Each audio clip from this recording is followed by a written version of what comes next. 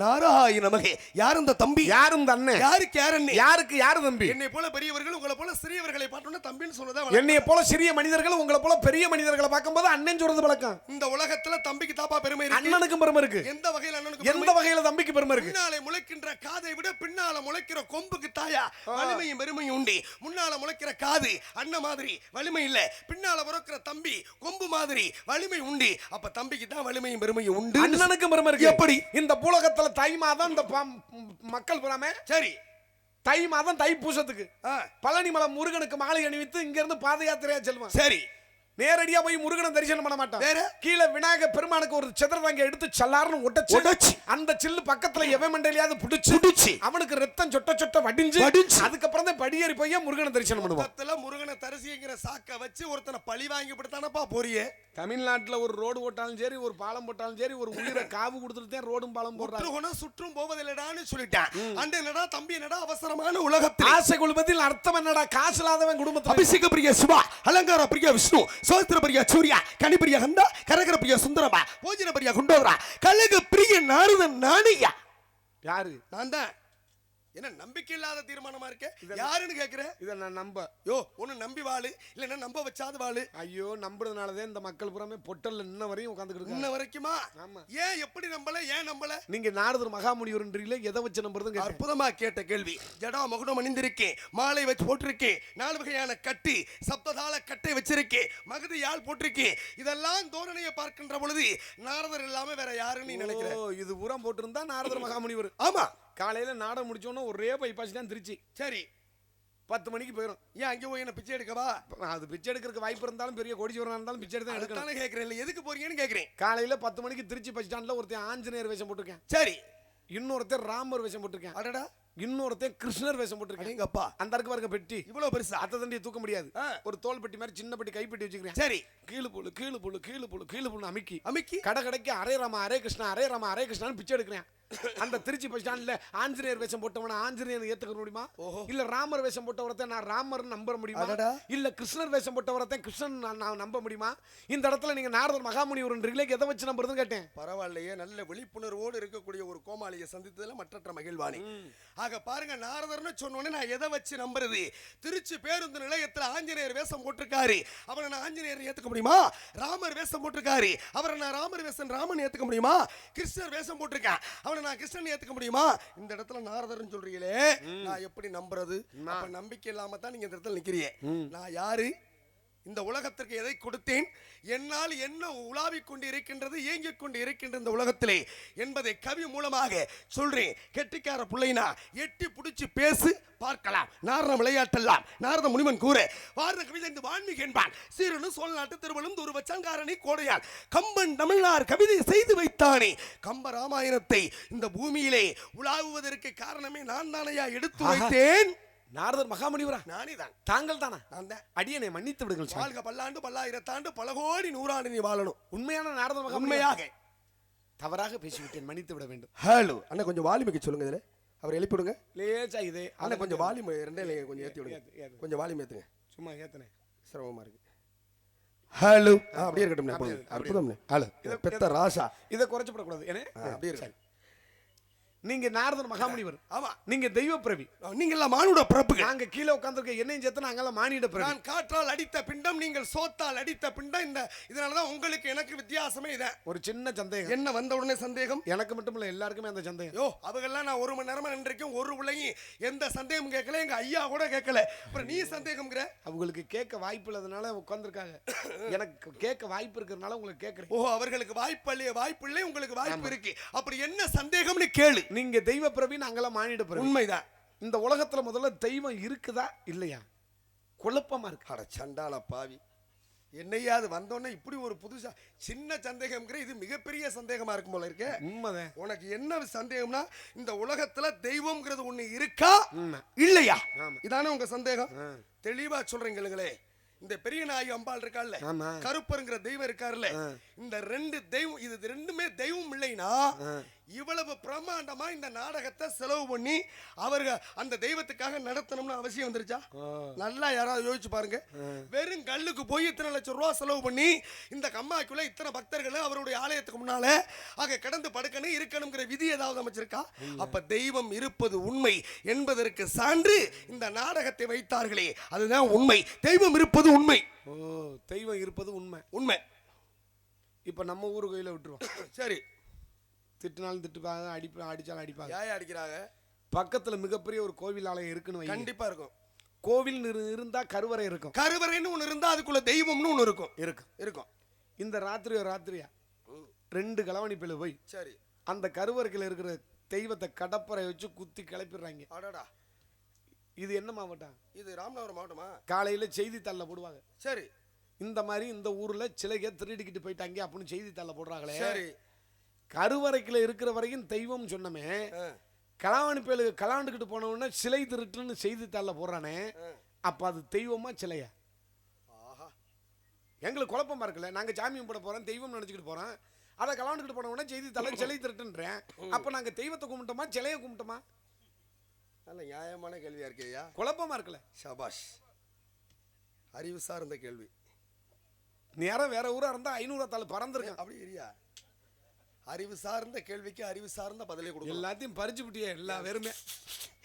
இப்ப நீங்க கேட்டீங்களா கேள்வி, நீங்க போட்டிருக்கிறது வேணா கோமாளி வேஷமா இருக்கலாம். ஆனா நீங்க கேட்ட கேள்வி மிக அறிவாற்றல் பொருந்திய கேள்வி. இந்த உலகத்துல தெய்வம் இருக்கா இல்லையான்னு முதல் கேள்வி கேட்டேன். நான் இருக்குன்னு சொல்லி முடிச்சுட்டேன் ஒத்த வார்த்தையா. ஆனா இதை தடுத்து மறுத்து ஒரு கேள்வி ஒண்ணு கேட்டிருக்க பாரு. நீங்க சொன்னது மாதிரி தெய்வம் இருக்கிறது உண்மைனா அந்த தெய்வத்தை 4 களவாணி பயலுக்கு போய் கடப்பாறையை வச்சு குத்தி கிளப்புறேன், திருடுறேன்.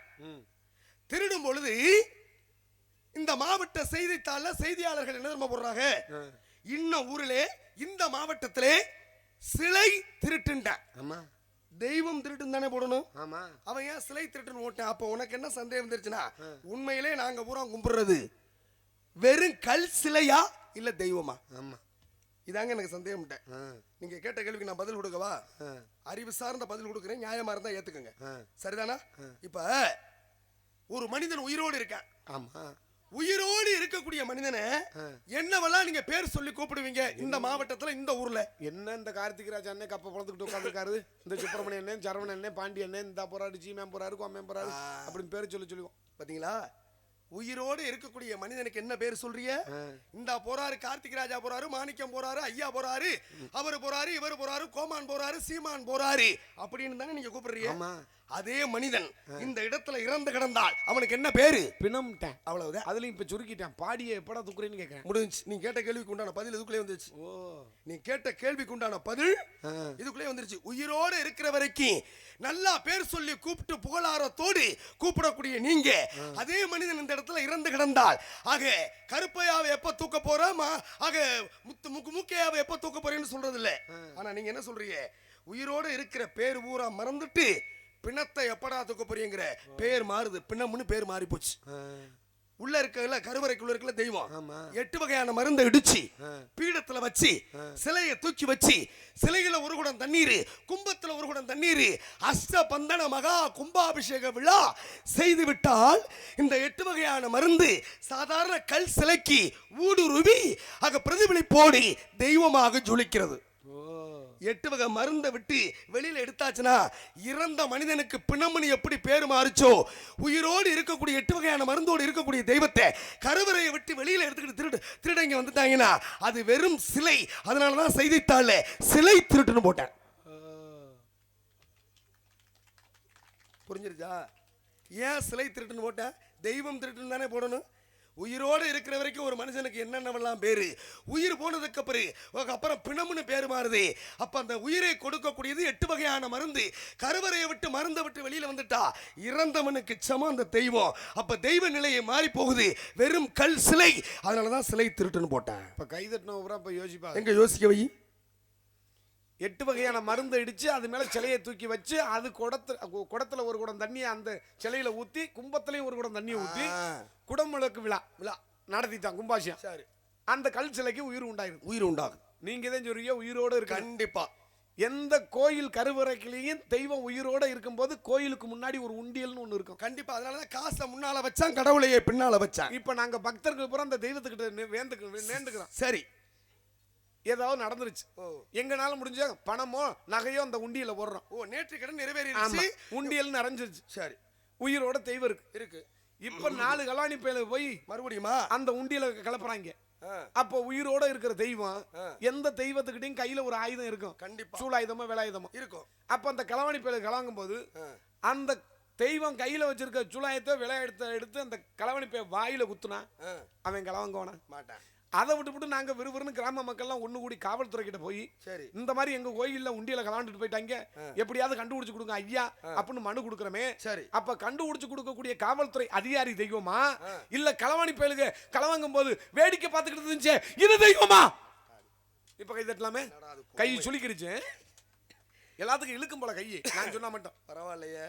முதல்ல கேட்டதை விட இது மிக பெரிய குழப்பமான கேள்வியாலையா இருக்கு.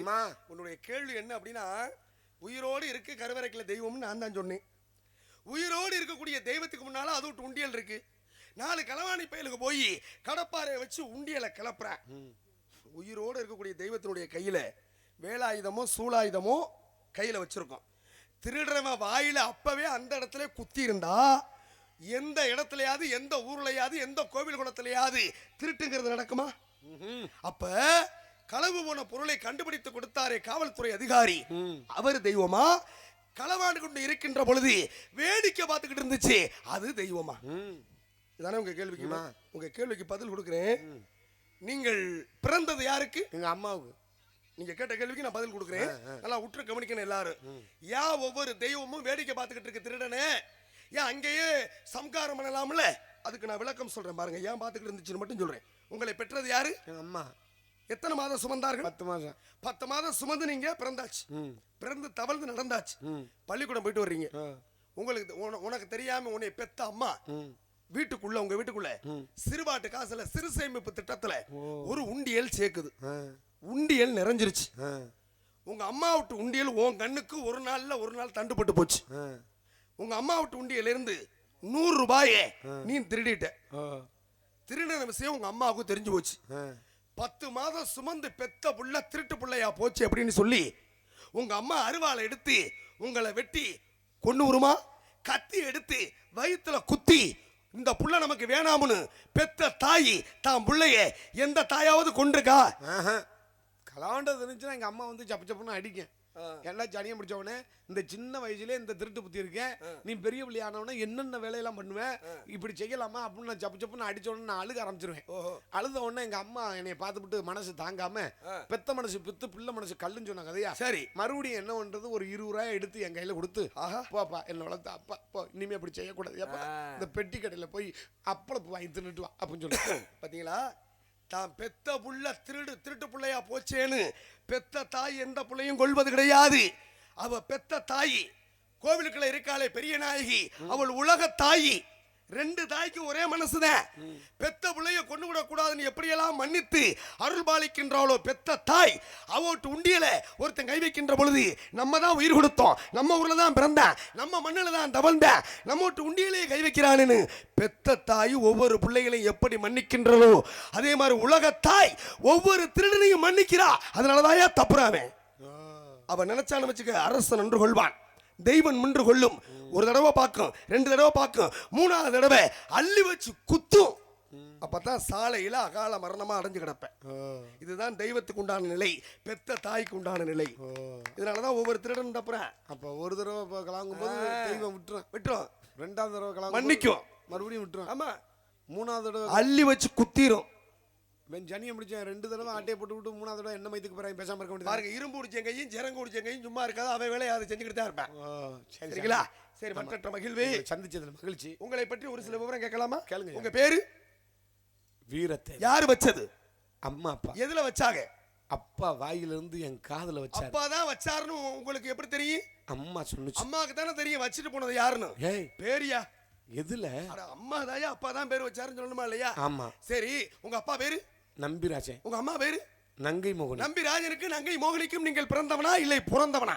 பிறந்தவன். எங்க பிறந்தவனா என்ன பிறந்தவனா என்ன? பிறப்புனா தனக்கு பிறக்கிறது. சரி. பிறப்புனா தன்னோட கூட பிறக்கிற அக்கா தங்கச்சி. ஓ பாருங்க, பிறப்பு என்பதற்கு வேறு பொருள், பிறப்பு என்பதற்கு வேற பொருள்.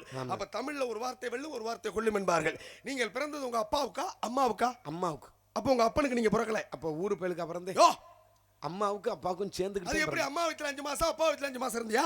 இல்ல, அப்புறம் அப்பாவும் அம்மாவும் செஞ்சாக பிறந்தேன். அப்படி என்ன செஞ்சாங்கன்னு பிறந்தேன்? கல்யாணம் செஞ்சாக பிறந்தேன். கல்யாணம்னா என்ன கட்டுனா கல்யாணம்? தாலி கட்டுனா கல்யாணம். யாருக்கு யார் கட்டணும் தாலி? எங்க அப்பா எங்க ஆத்தாவுக்கு கட்டுனா கல்யாணம். அப்ப உங்க அப்பா உங்க அம்மாவுக்கு எந்த இடத்துல தாலி கட்டினாரு? கழுத்துல. நீ எங்க பிறந்த? வயித்துல. உங்க அப்பா கழுத்துலானே கட்டினாரு.